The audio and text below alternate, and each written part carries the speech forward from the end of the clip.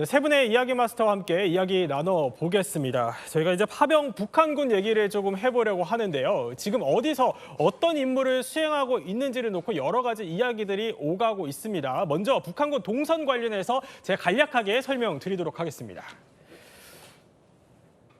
네, 현재 북한군이 청진 쪽에서 러시아로 와서 한 2주 정도 훈련을 받았습니다. 훈련을 받고 최대 격전지로 불리는 쿠르스크, 그러니까 우리로 치면은 한국전쟁의 고지전과 비슷한 곳인데요. 원래는 러시아가 점령을 하고 있었다가 우크라이나에게 상당 부분 빼앗긴 지역인데 이곳으로 현재 북한군이 와 있다는 보도들이 나오고 있습니다. 다음 그래픽을 보면요.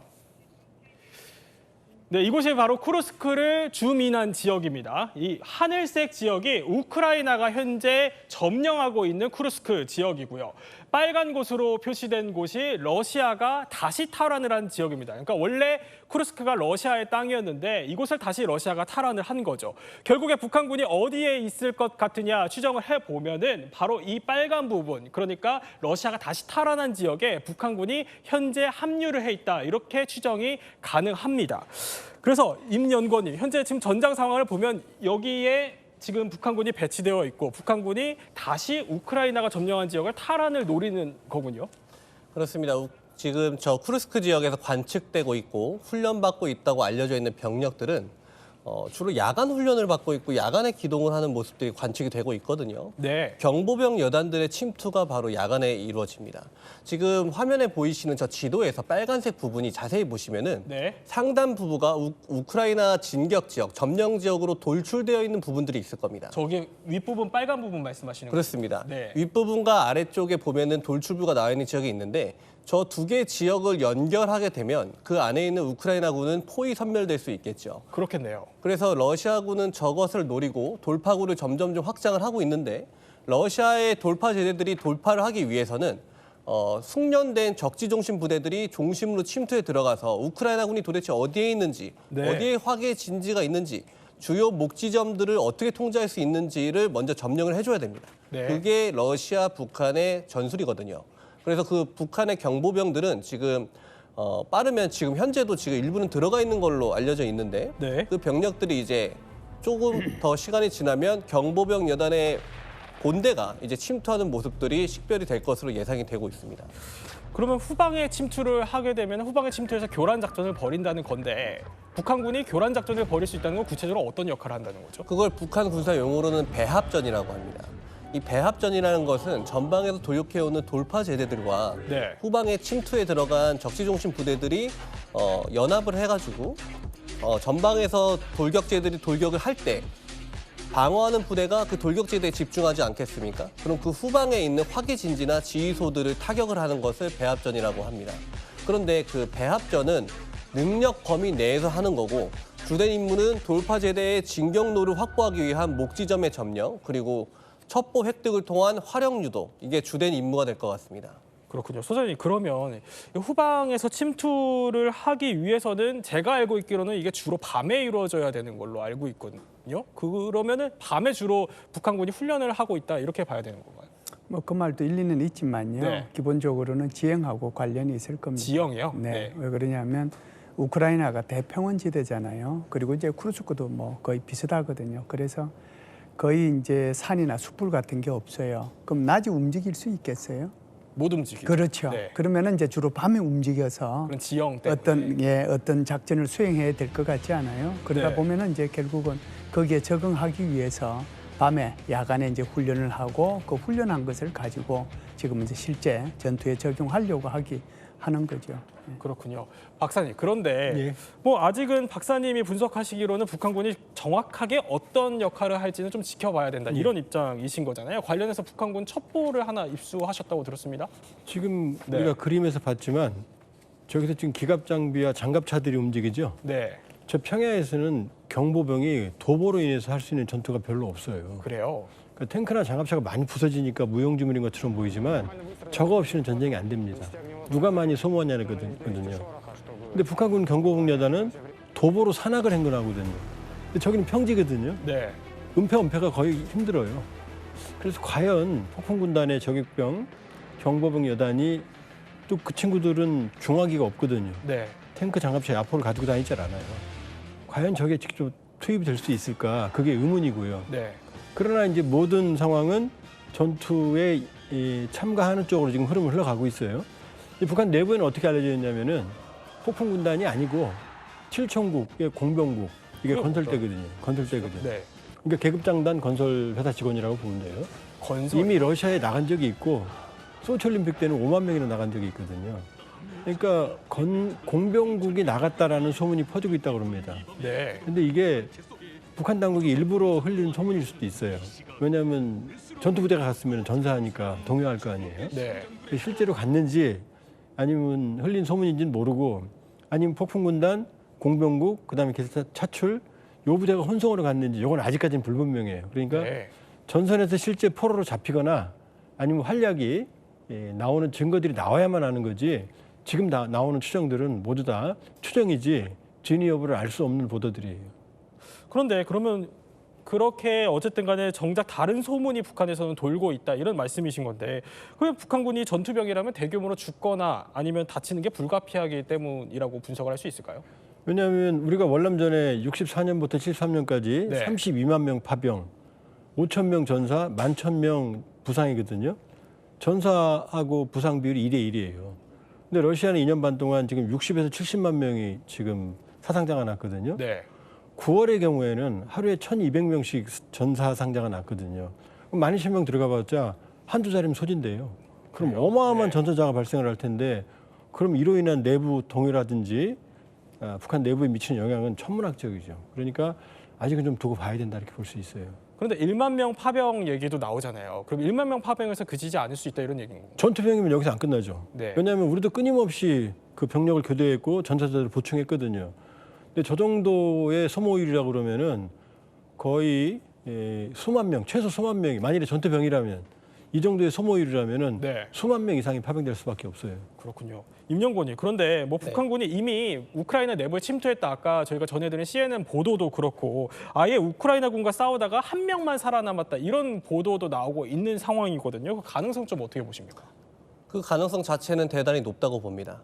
경보병 여단들이 아무리 침투를 하려고 해도 네. 그 침투 병력들이 사용할 침투를 또 확인을 해야 되거든요. 전장을 하나하나 수색 정찰을 해서 그걸 진전 정찰이라고 합니다. 진지 앞으로 나가 수색 정찰을 하는 것을 수색 정찰을 하는 가운데 그 북한군의 소규모 부대들이 경계 작전을 하던 우크라이나군에게 식별이 돼서 네. 화력 유도라든지 직접 교전을 겪었으면은 괴멸에 가까운 피해를 입었을 가능성이 높습니다. 근데 다만 지금 화면에 나오고 있는 저 장면, 네. 북한의 국기를 우크라이나군이 탈취했다라고 보여지는 저 장면은 저는 개인적으로는 우크라이나의 심리전 또는 러시아가 심리전을 전개하기 위해서 가져온 깃발을 우크라이나군이 획득했다라고 볼 수가 있을 것 같습니다. 아 그래요? 아닐 수 있다. 그러니까 북한 병력으로부터 받은 건 아닐 수도 있다. 왜냐하면은 이미 자신의 정체를 숨기기 위해서 러시아 군복과 러시아 군장들을 다 받고 있는데 네. 굳이 인공기를 들고 가야 될 이유도 없을 뿐더러 저 인공기는 북한에서 단 한 명만 쓸 수 있습니다. 김정은이죠. 김정은 제외하고 나머지는 군대에서 쓰는 깃발들은 계급과 부대에 따라서 다 나눠져 있어요. 네. 중대장이 사단장기 들고 갈 수 없잖아요. 그런데 저 국기를 들고 갔다? 그것도 최전방에 있는 경보병 여단 예하에 있는 소부대가 군사적으로 봤을 때는 성립되지 않는다고 볼 것 같습니다. 그렇군요. 네, 저희가 쿠르스크라는 지역을 계속해서 언급을 하고 있지만 여기가 얼마나 치열한 전장인지 익히 짐작이 가는 게 김 소장님, 2차 세계대전 때도 보면 이 쿠르스크가 뚫리면 모스크바가 뚫린다 이런 말이 있었다고 하더라고요. 푸틴 입장에서는 그러면 여기에 반드시 사수해야 되는 어떻게 보면 고지전인 지역인 거잖아요. 네, 뭐 그럴 수 있죠. 2차 세계 대전 때만 하더라도 독일이 이제 러시아를 침공했잖아요. 네. 침공했을 때 바로 모스크바를 간 것이 아니고 한쪽은 이제 스탈린그라드로 가고 한쪽은 우크라이나로 왔거든요. 그러니까 이제 이 우크라이나라고 하는 것이 대평원지대고 그러다 보니까 이제 곡물의 창고잖아요. 네. 그러니까 거기에서 제일 중요한 것은 식량을 확보를 해야 되니까 그쪽으로 들어간 건데 그때에 두 개의 이제 전투가 이제 굉장히 크게 역사 속에 남아 있죠. 그 스탈린그라드 전투에서 이제 네. 독일군이 대패를 하고 두 번째가 바로 여기 쿠르스크 전투에서 대패를 하는데요. 이 쿠르스크 전투에서 독일군과 그리고 이제 이 러시아군이 총 합해가지고 한 8,000대의 전차가 서로 이제 전차전을 벌였거든요. 네. 세계 역사상 가장 이제 그 치열한 대규모의 전투가 여기서 벌어진 거고 네. 이때 이제 그 독일군만 하더라도 50만 명의 병력의 이제 희생이 있었거든요. 그러니까 저 지역은 사실상 우크라이나의 키우라고 하는 그 수도하고 네. 그리고 이제 러시아의 모스크바라는 수도를 연결하는 아주 중요한 지역이고 대평원 지대이기 때문에 이 지역의 전략적인 어떤 그 중심, 전략적인 중요도가 있는 그런 곳이다라고 볼 수가 있죠. 그럼 푸틴 입장에서는 어쨌든 저렇게 중요한 곳인데 네네. 저기를 지금 우크라이나에게 상당 부분 점령을 당했단 말이죠. 네네. 그럼 이대로 저렇게 끝낼 수는 없는 거잖아요. 네.俄우 전쟁을 푸틴의 네. 입장에서 보면요. 그렇죠. 왜 그러냐면 러시아 입장에서 보면은 사실상 푸틴이 굉장히 이제 어떻게 보면 창피를 당한 거죠. 네. 우크라이나 군한테 저것을 이제 탈취를 당했으니까요. 아까 우리 연구원님께서 굉장히 설명을 잘해 주셨지만 최초에 저걸 이제 침공했을 때는 서울 지역의 2배만큼 그렇게 이제 땅을 확보를 했었거든요. 네. 지금은 이제 그 중에 한 3분의 1 정도가 피탈이 돼서 3분의 2 정도를 갖고 있는데 지금 이제 푸틴의 생각은 가능하면은 빨리 저곳을 이제 좀 확보해야 되겠다는 그런 생각을 갖고 있습니다. 그것은 바로 11월 5일 날 있는 네. 미국의 대통령 선거하고도 직접적으로 연관이 있다라고 생각을 하는데요.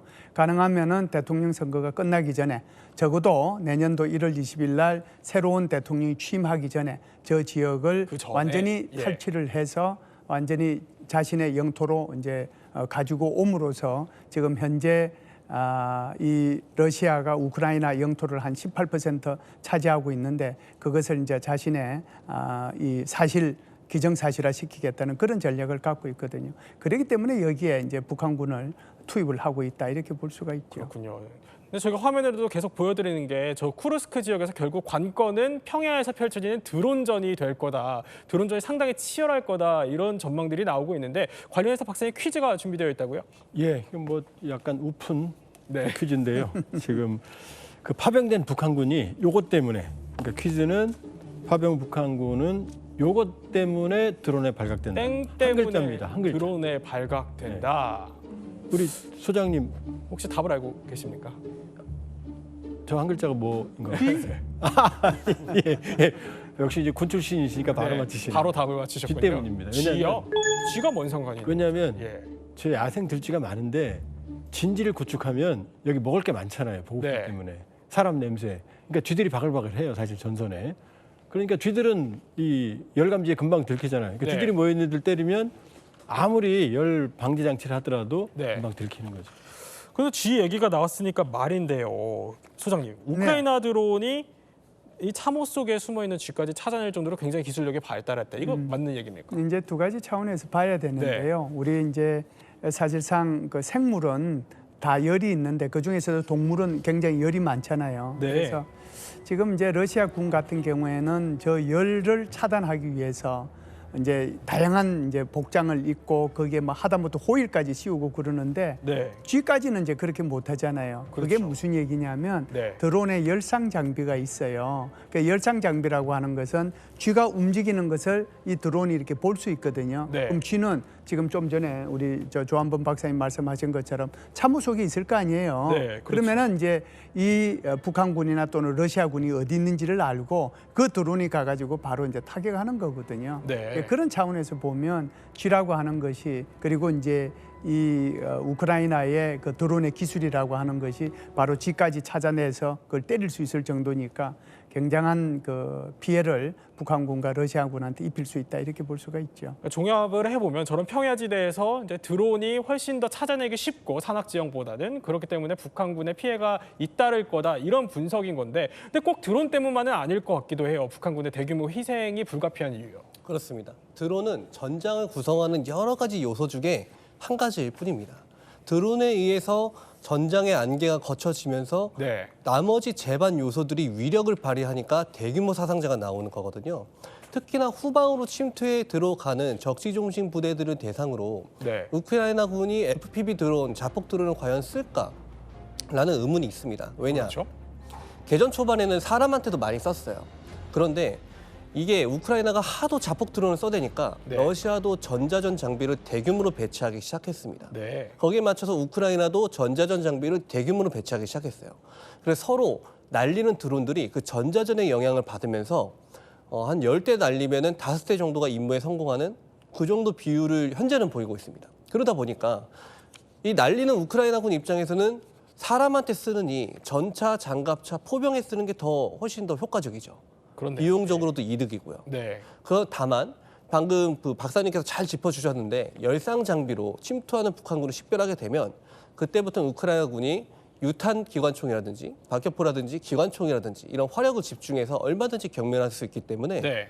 북한군의 대규모 피해는 피할 수 없을 것이다라고 보는 것이 맞을 것 같습니다. 그렇군요. 그럼 현재 이 쿠르스크 전투 대규모 피해는 피할 수 없다. 그래서 뭐 고지전에 가깝다 이런 비유를 많이 하는데, 근데 우크라이나가 이렇게 드론에 강한 반면에 러시아도 특유의 전술이 있다고 들었어요. 이 스톰 제트 전술이라는데 이건 무슨 전술인 건가요?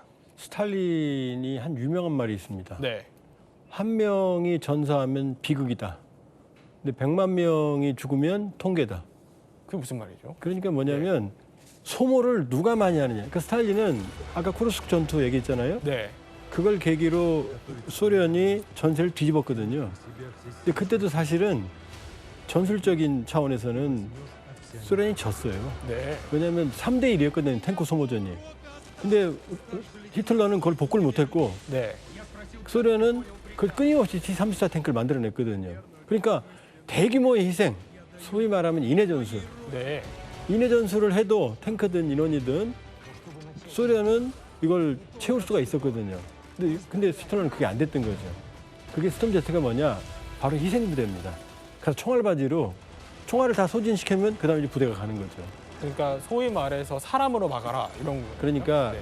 소련이 2차 세계대전에 이겼어요. 그렇지만 인명피해는 가장 많았습니다. 네. 그러니까 인명을 갈아 넣어서 이긴 거거든요. 그러니까 이거는 작전이 아니고 사실은 반인륜적인 거죠. 그렇군요. 그러니까 지금도 보면은 북한군이 이제 저도 그게 걱정인데 이제 밀어 넣어서 네. 우크라이나군을 지치한 다음에 그다음에 이제 본인들이 들어가겠다는 전략일까 봐 사실은 이제 매우 우려가 있는 거죠. 지금 영상에 나오는 네. 저 부대원들이 스톰제트에 참가했다가 살아서 돌아온 부대원들이에요. 아, 그래요? 그래서 네. 자기들은 이제 더 이상 나는 못 해먹겠다. 아니 어떻게 화력 지원도 안 해주고 네. 탄도 안 주고 이렇게 우리를 사지로 내몰기만 하냐. 대대장은 벙커에서 술이나 먹고 있고 우리는 아무런 보급품도 안 주고 우리 네. 이런 상태로는 못 싸운다. 라고 하면서 저 영상을 찍어서 이제 SNS에 공개를 한 그렇군요. 거죠. 네. 그러니까 본인들은 너무 억울하다. 이렇게 희생당하는 게 억울하다. 입장을 저렇게 영상으로 올린 건데, 그럼 궁금한 거는 저 전장에서 결국에 북한군도 이 전술에 투입될 수 있는지가 궁금하거든요. 여러 가지 첩보 상황을 종합해 봤을 때 이 네. 스톰제트 전술을 북한군 지휘관들이 배우고 있다는 첩보들이 있습니다. 그래요? 예. 그리고 지금 러시아군의 그런 그 감청 정보들을 보면 네. 북한군 몇 명당 러시아군 장교 3명이 배치될 것이다라는 첩보들이 흘러나오고 있거든요. 네. 즉 소수의 러시아군이 다수의 북한군을 통제하는 그런 연합부대 편성을 고려하고 있는 정황들이 곳곳에서 보이고 있어요. 그런데 저 스톰제트가 뭐냐? 구체적으로 말씀드리면 병사 10명, 장갑차 1대, 네. 드론병 2명이 스톰제트 1개 소대입니다. 이렇게 편성을 해서 장갑차의 지원을 받는 보병이 조한범 박사님 말씀해 주신 네. 것처럼 적의 화력을 온몸으로 받아가면서 전진을 하는 거죠. 그래서 생존율을 2%로 유지를 합니다. 그래요. 예. 전방에 투입된 부대가 2% 정도 남고 전멸할 동안에 그동안에 우크라이나군이 화력을 쏟아붓는 게 있으면 네. 기관총 진지도 노출될 거고 자주포, 중요한 곳에서는 하이마스도 쏘겠죠. 네. 그럼 그런 것들이 후방에 있는 러시아 지휘관들이 관측을 하면서 저기에 화점이 있구나, 저기에 기관총 진지구나, 네. 대포병 레이더 보니까 저쪽에 하이마스 있구나, 저쪽에 자주포가 있구나. 이걸 식별한 다음에 특정이 된 우크라이나 진지에 포격을 퍼붓고 진짜 본대인 이제파, 전차 장갑차가 돌격을 해가는 것. 그게 네. 스톰제트 전술입니다. 그럼 아까 영상에서 잠깐 봤지만 실제로 북한군이 투입되기 전에 러시아 우크라이나 전장에서 저 스톰제트가 실제로 있었다는 건가요? 전 전선에서 쿠르스크부터 포크로스크 할 거 없이 전 전선에서 다 발생을 하고 있고요. 근데 이것은 네. 러시아군의 상황이 좋았을 때 얘기입니다. 지금은 그 장갑차도 구할 수가 네. 없어서 오토바이 구해가지고 오토바이가 또 타고 가다가 드론에 맞으니까 오토바이 위에 네. 닭장을 얹어가지고 그렇게 병력들을 무장시켜서 스톰제트로 그래요? 보내고 있어요. 네. 그렇게 보급 상황이 안 좋음에도 불구하고 인구 수가 많으니 병력의 수가 많으니 그것으로 밀어붙이고 있습니다. 아이고, 그러면 사실 북한군의 피해도 상당할 것 같거든요. 박사님 좀 어떻게 예상하십니까? 그러니까 제일 큰 걱정이 네. 경보병이라 하면 원래 현대전의 경보병은 뭐냐면은 헬기를 타고 강습을 하거나 헬리본 네. 아니면 스트라이커 장갑차 같은 걸 타고 신속하게 기동하는 게 경보용 개념이거든요. 근데 인민군의 경보용은 뭐냐면은 6.25 때, 네. 2차 세계대전 때 개념이에요. 그냥 간단한 무장으로 빠른 속도로 도보에 의해서 예를 들면 우리 한반도의 전방의 군단들이 4, 2, 5, 1 군단이에요. 인민군들이. 네. 서쪽부터. 11군단은 후방에 있어요. 그럼 전방에서 전쟁 이제 충돌이 벌어지면 후방에서 빠른 속도로 태백산맥을 타고 산악행군으로 걸어오는 거예요. 네. 그러니까 이 친구들은 훈련이 우리가 알고 있는 특수훈련이 아니고 밥 먹고 대부분 산악행군을 합니다. 그렇군요. 그런데 저 평원에서 지금 은폐가 거의 불가능한데 네. 저 상황에서 지금 우리 임 위원께서 말했지만은 기갑 장비도 없고 보호 장비가 없어요. 이 상태에서 이제 쉽게 말하면 인해 전술로 소모전에 지금 그 밀려나갈 가능성이 매우 높기 때문에 네. 스톰제트보다 희생률은 더 높을 거예요. 더 높다. 만일에 인민군이 이 상태로 참여를 한다 그러면 네. 그럼 뒤에서 지금 러시아 군들이 소위 말하면은 이제 감시조가 되고 계속 밀어넣겠죠 앞쪽으로 총독이고. 그러니까 정말로 전투 부대로 참여한다면 준비도 안 돼 있고 비상식적이고 아주 비극적인 대규모 피해가 거의 명확한 상황이에요. 뭐 참호전에서도 특히 그런 피해가 더 있겠군요. 그러니까 이제 나왔던 것도 지금 아직 진압은 안 됐지만 예. 뭐 전멸했다, 괴멸했다 이런 얘기들이 나오는데 그건 제가 보기에는 아마 미래 진영이 될 겁니다. 실제로 전투에 참가한다면. 지금 화면에 나오고 있는 장면은 참호 소탕전을 연습하고 있는 장면입니다. 아 그래요? 예. 앞에 보면은 저기 공포탄을 쏘기 위한 어댑터가 껴져 있죠. 네. 그거는 지금 훈련을 하고 있는 장면인데 저걸 하기 위해서는 조우전이라는 것을 연습을 해야 돼요. 그런데 경보병 여단들은 침투해서 척보를 획득하고 그리고 배비가 되어 있지 않은 후방의 포진들을 일부 역량 범위 내에 습격하고 네. 이런 게 주된 임무다 보니까 저 조우전을 하려면 3인 1개조, 5인 1개조로 해서 앞에 누구는 몇 시 방향을 조준하고 뒤에 누구는 몇 시 방향을 수탄을 던지고 뒤에 누구는 몇 시 방향을 방어해주고 이런 것들이 숙달이 되어 있어야 되는데 우크라이나군은 수년간의 전쟁으로 저게 숙달이 되어 있는데 네. 북한군은 전혀 조우전에 대한 숙달이 되어 있지 않단 말이죠. 그렇다면 교전이 벌어졌을 때 근접전이 벌어지면 전투 결과가 어떻게 나올지는 너무도 자명한 사실입니다. 그렇겠네요. 예. 대규모 인명 피해가 불가피해 보이는데 그래서 그런지 소장님, 네. 이 북한군이 계속해서 이제 현지에서 이탈을 할 수 있다 이런 보도들도 나오고 있고요. 흔히 말해 탈북을 감행할 수 있다. 그래서 그런지 처형조 얘기도 나와요. 이건 또 무슨 얘기입니까? 예, 지금 예. 이제 두 분께서 말씀을 잘 하셨지만 지금 계속해서 이제 북한군이 가게 되면 네. 북한군 스스로의 지휘 체계를 유지해서 어떤 특정 지역을 받아가지고 이게 지휘 건재를 유지해서 뭐 대대장, 중대장, 소대장 이렇게 해가지고 네. 전투 임무를 수행하는 것이 아니고 오히려 각 그 단위 부대별로 해가지고 러시아 군에 배속해서 분산 배치돼서 갈 수 있거든요. 네. 그래서 그 분산 배치되면은 결국은 30명당 러시아군 3명, 통역병 1명, 네. 뭐 통역하는 사람 1명 이렇게 해가지고 뭐 유지해가지고 한다는데 결국은 지금 저기서 얘기하는 스톰제트처럼 북한군을 제일 앞에다 내보내겠죠. 네. 그러면 제일 앞에다 내보내면 희생이 클 수밖에 없는 거고요. 그러면은 이제 그걸 통해 가지고 북한군 스스로가 사실상 지금 서로 통역도 잘 안 되고 30명이 갔는데 1명밖에 통역이 안 되는데 거기 지금 100개의 러시아 단어를 가지고 그걸 가르친다고 해도 지금 그것도 제대로 잘 안 되고 또 훈련도 뭐 제대로 안 돼 있는 그런 상태에서 결국은 이제 희생이 많이 따르게 되고 그러면 이제 탈영을 많이 하지 않겠어요. 그 탈영을 하면 탈영 처형조라고 하는 것이 북한에서도 계속 이제 같이 가서 네. 이 처형을 하는 그런 임무를 수행하지 않겠는가 이렇게 보죠. 실제로 뭐 고위급 군장성이 갔다 이런 얘기도 있는데요. 그 중에 파병 책임자로 김영복이라는 인물을 보냈잖아요. 이것도 처형조랑 좀 관련이 있다고 봐야 될까요? 일단은 예. 처형조보다는 예. 전체적인 총괄 인물로 보여져요. 우리 지금 별 3개고요. 네. 성장.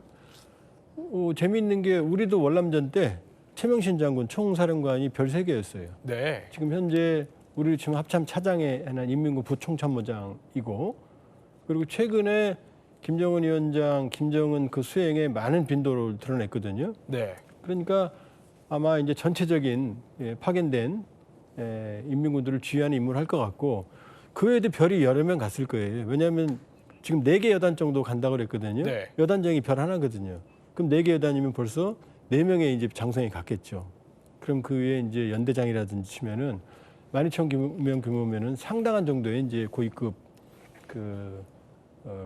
간부들이 갔고 네. 그리고 아마 김용복 정도라는 중요한 인물을 파견했다는 얘기는 조심스러운 판단입니다만 12,000명이 아닐 거다. 아, 그래요? 만일에 전투 병력이라면 네. 추가적으로 계속 올 거다.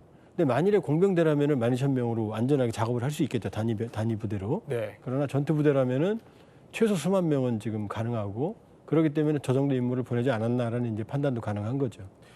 김용복이라는 인물도 눈여겨봐야 되지만 지금 북한 내부에서 군부를 꽉 쥐고 있는 인물이 박정천이라는 인물이 네. 있다고 들었습니다. 예, 박정천이가 중앙군사위원회 부위원장이죠. 그러니까 군인 출신으로서는 가장 높이 올라갈 수 있는 것이 바로 중앙군사위원회 부위원장이라고 볼 수 있는데요. 이 사람은 이것만 하는 것이 아니고 지금 정치국 상무위원이거든요. 네. 정치국 상무위원 5인 중에 한 명이니까 굉장한 파워를 가지고 있는 거죠. 포병사령관 출신입니다. 그리고 저 사람의 계급은 별 5개고요. 김정은을 그냥 굉장히 지근거리에서 지금 보좌하고 있는데 견장 정책에 의해서 계급이 떨어졌다가 올라갔다가 그리고 직책이 올라갔다가 떨어졌다가 하는 그런 부침을 거듭하면서도 지금 굳건하게 저 자리를 지키고 있거든요. 네. 지금은 이제 저 화면에서 나오고 있는 것처럼 김주애한테 그렇네요. 기속말을 할 때 예, 무릎을 꿇으면서까지 기속말을 하잖아요. 네. 이게 올해 김정은을 가장 많이 이렇게 수행한 사람이 바로 저 박정천이라고 볼 수 있는데 저 사람이 북한의 러시아군 파병에 아주 직접적으로 관여를 했다 이렇게 볼 수가 있죠. 그렇군요. 그럼 박정천과 김정은의 관계에 관련해서 퀴즈가 하나 또 준비되어 있다고 들었습니다. 그렇습니다. 예. 제가 오늘 준비해온 퀴즈는요. 박정천은 김정은의 땡땡땡땡이었다. 땡땡땡땡이었다. 수첩비서 이런 거 아닙니까? 비슷합니다. 그래요? 이렇게 답을 알고 계십니까? 알고 있는데 네. 너무 맞추면 재미가 없어서 아, 그래요? 정답이 뭡니까? 정답은 가정교사입니다. 가정교사요? 네. 박정천이 김정은의 어릴 때부터 예. 쭉 같이 보좌를 해왔고 특히 대학교 때 군사 전략이라든지 무기체계, 특히 포병에 관련된 내용들을 직접 지도했고, 포병이요. 네, 김정은의 학위 논문을 박정천이가 대부분 집필을 검토를 같이 해준 걸로 알고 있어요. 그래서 굉장히 김정은과 개인적으로 친분인 관계가 높다. 네. 그리고 한 가지 더 잊지 말아야 될 건 저 박정천이는 언젠가 반드시 법의 심판대에 세워야 할 전쟁 범죄자다라는 네. 것을 잊어서는 안 될 것 같습니다. 그럼 이번 러우 전쟁 국면에서 또 북한 파병 국면에서 저 박정천의 구체적인 역할은 어떻게 좀 정리할 수 있나요? 우리 김현수 박사님께서 예. 잘 설명해 주셨듯이 굉장히 고위직이거든요. 그럼 저 정도 인물이면은 김정은이가 지금 하고 싶어하는 대러 정책, 또 다른 세계 다른 각국을 대상으로 한 외교 정책들, 그리고 국내 제2경제위원회들을 총괄하는 네. 어떤 김정은이 지금 밀고 싶어하는 정책들을 정책적 차원에서 뒷받침해 줄 수 있는 그런 역할을 수행할 것이다라고 보고 있습니다. 여기서 우리가 이제 김정은을 너무 무시해서는 안 되는 게요. 네. 김정은의 그 우상화 예. 기록에 보면 이런 말합니다. 현대전은 포병전이다 이런 말을 하거든요. 그리고 포병 전력에 아주 관심을 많이 기울이는데 네. 박정천 씨 바로 그 포병 전문가예요. 아, 그렇군요. 예. 근데 이번 러우 전쟁의 뚜껑을 열어보니까 네. 뭐 드론, 뭐 AI 이런 것 같지만 사실은 화력, 포병 화력이 가장 중요하다는 게 네. 지금 확인이 됐거든요. 그러니까 하루에 포 전력을 누가 많이 쏘느냐가 전장을 좌우하는 정도거든요. 그러니까 사실은 박정천은 상당히 김정은의 중요한 인물이라고 볼 수 있죠. 그렇군요. 이렇게 오늘 이제 북한 파병 이야기를 좀 깊게 다뤄봤는데 코너를 마무리하기 전에 앞서 나왔던 퀴즈 한번 맞추면서 지식 충전 점검하도록 하겠습니다. 퀴즈 띄워주시죠. 네, 파병 북한군은 땡 때문에 드론에 된다. 네, 퀴즈를 내주신 우리 조 박사님을 제외하고 나머지 두 분이 하나, 둘, 셋 하면 맞춰주시면 됩니다. 하나, 둘, 셋. G. 네. G 때문에 드론에 발각된다. 정답을 맞춰주셔서 저희 지식 배터리가 80%에서 100%로 완충됐습니다. 지금까지 이야기 마스터 세 분과 함께 몰랐던 이야기 더 살펴봤습니다. 저희는 60초 후에 뵙겠습니다.